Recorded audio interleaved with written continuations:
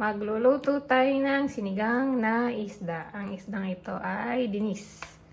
Dinis ang pangalan ng isdang iyan. At ito naman meron tayo dito talbos ng kamote at okra.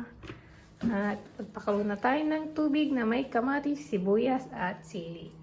Hintayin na lang natin kumulo at ilagay ang ating isda.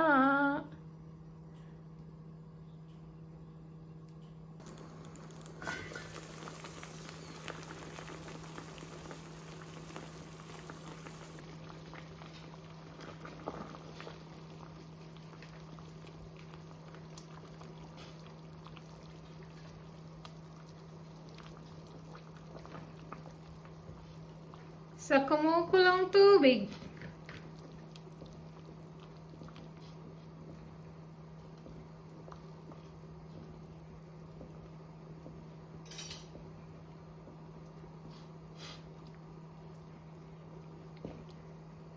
ang sinigang ni IJB. Hintayin lang natin uling kumulo.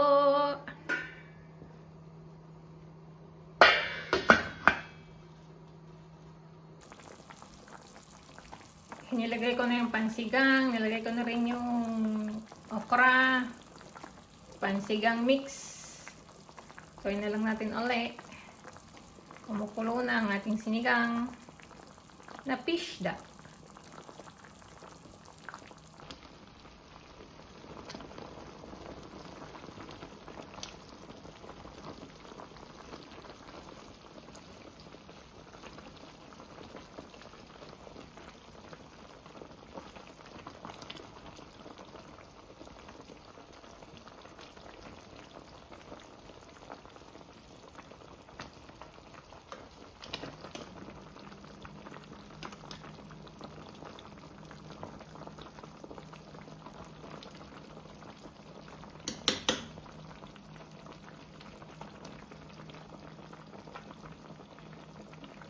Sinigang. Luto na. Kain na na. Tara, let's na.